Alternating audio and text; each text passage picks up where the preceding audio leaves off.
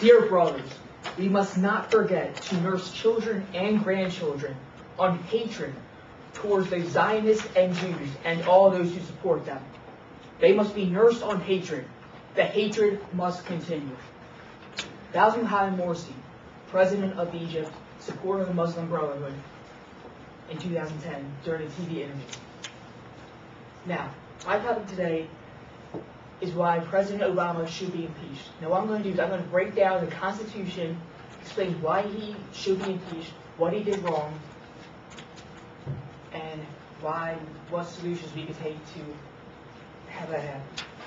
Now, every single person in the survey already has a vested interest in this topic.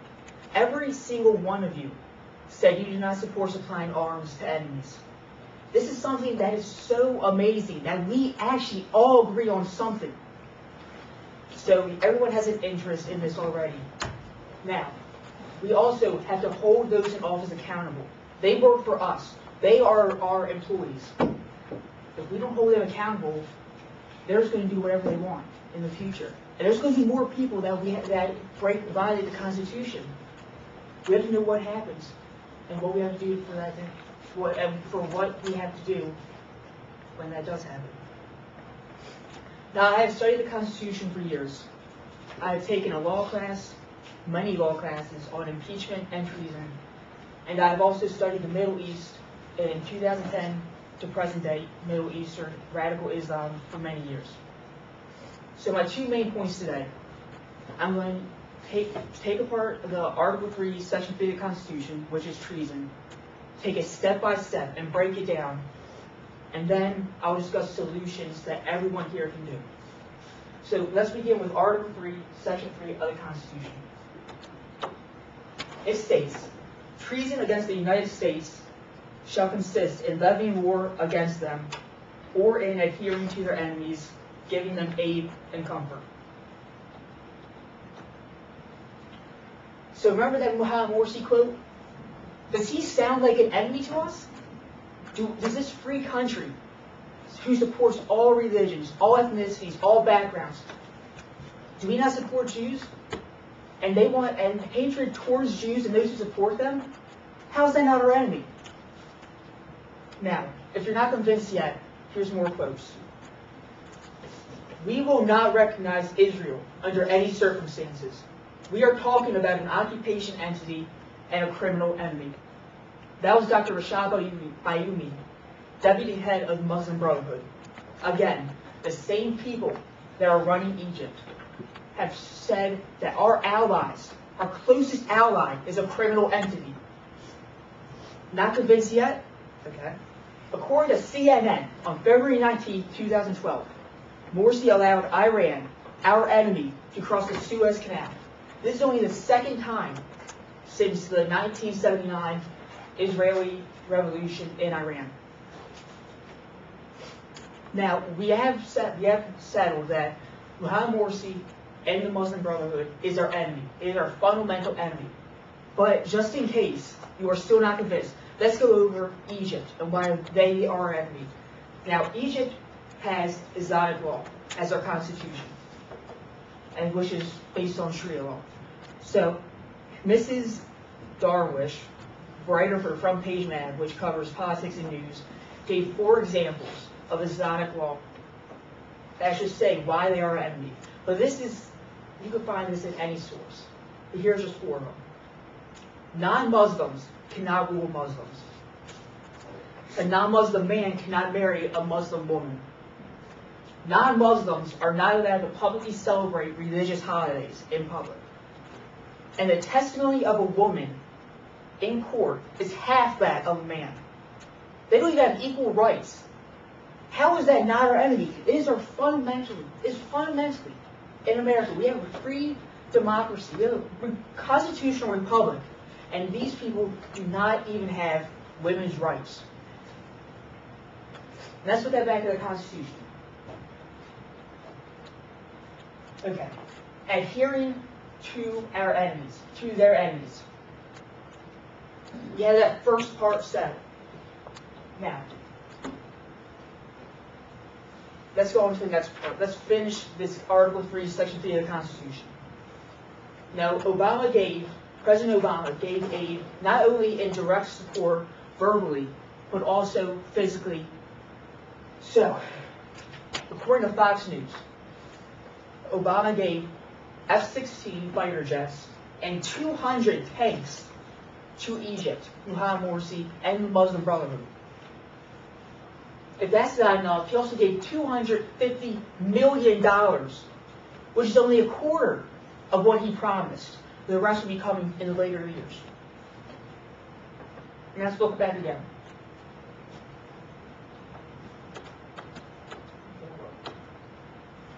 Giving them aid and comfort. Is this not aid? Is $250 million and tanks and fighter jets that they use to kill our soldiers, is that not aid? Now, it is clear he has committed treason based on those facts. But what does this mean? If we go to Article 2, Section 4 of the United States Constitution, we will see that the President, Vice President, and all civil officers of the United States shall be removed from office on impeachment for and conviction of treason, bribery, or other high crimes of misdemeanor.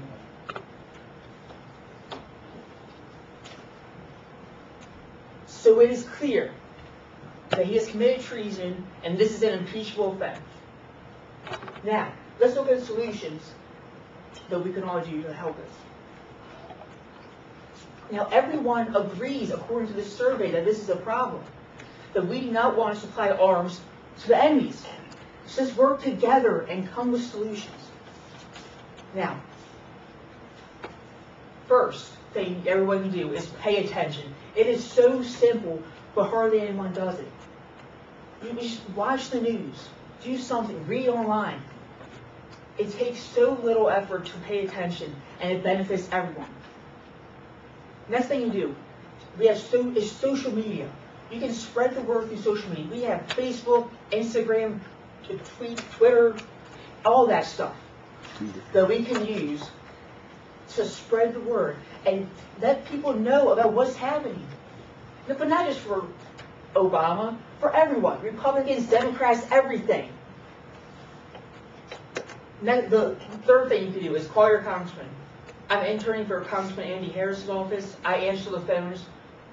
When something like this comes up, we get it right to the congressman, and the congressman knows it, and he even asks for specific examples. For one example, currently we're doing Obamacare is a big deal.